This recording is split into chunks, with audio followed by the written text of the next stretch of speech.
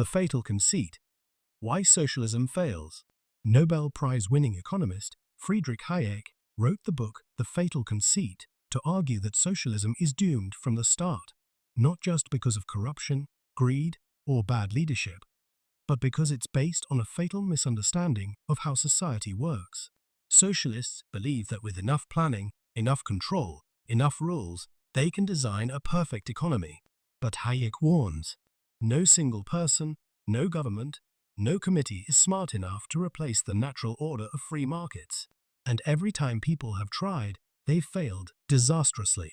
The fatal conceit is the term Hayek uses for the belief that humans can rationally design and control an entire society.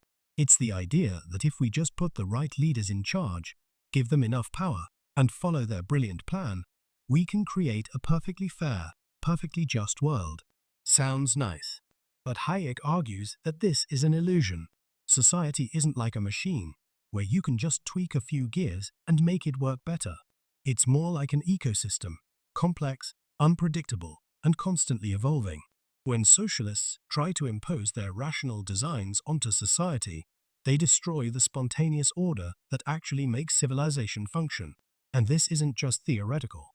History proves it. Segment 2. The evolution of civilization and markets. To understand Hayek's argument, we need to go back to a time before capitalism and before government structures as we know them today.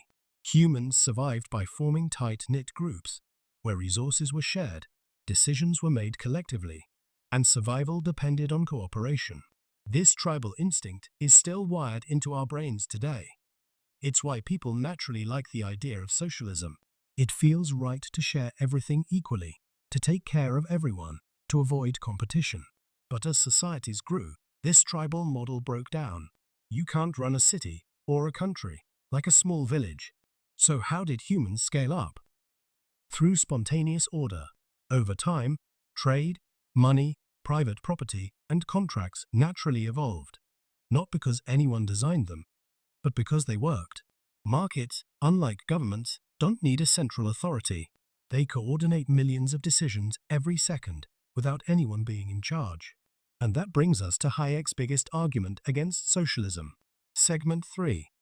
The problem with central planning. Every socialist economy runs into the same problem. Central planners can't possibly know enough to run an economy. Let's say you want to produce something simple, like a pencil.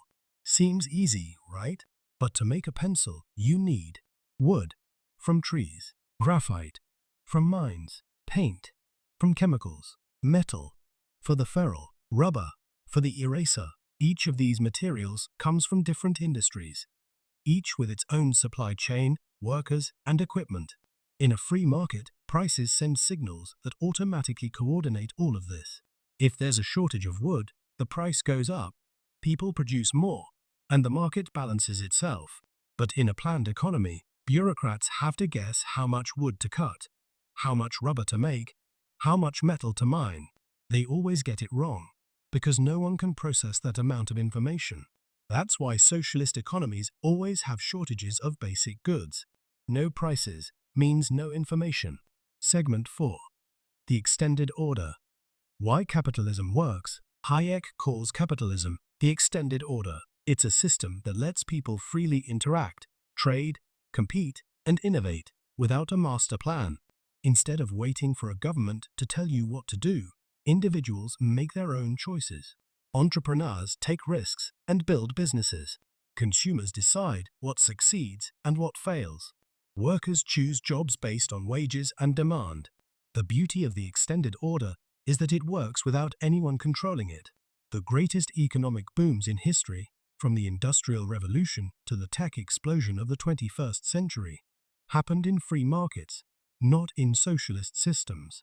And yet, people still believe in socialism. Why? Segment 5. The psychological appeal of socialism. Here's the harsh truth. Socialism is emotionally appealing. It feels good to talk about fairness and equality. It feels good to imagine a world where no one struggles, no one is poor, no one is left behind. But Hayek says that these emotions and our tribal instincts are holding us back. If we ran modern society the way ancient tribes did, where everyone gets an equal share and no one competes, we'd still be living in caves.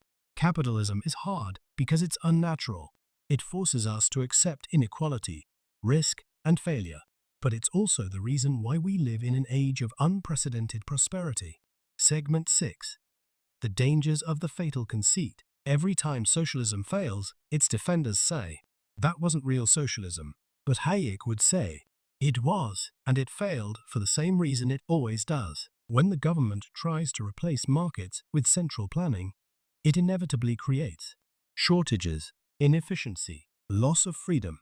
That's why the Soviet Union collapsed. That's why Venezuela went from one of the richest countries in Latin America to an economic disaster. That's why Mao's Great Leap Forward killed millions. Hayek asserts that socialism doesn't fail just because of bad leaders. It fails because it's built on bad ideas. Hayek's message is simple. Let people be free. Instead of trusting a government to make decisions for us, we should trust the decentralized intelligence of markets. History is clear. When people are free to create, trade, and compete, everyone benefits. Don't fall for the fatal conceit. The curious task of economics is to demonstrate to men how little they really know about what they imagine they can design. If you enjoyed this breakdown of the fatal conceit, hit like and subscribe for more deep dives into powerful ideas in economics, philosophy, and more.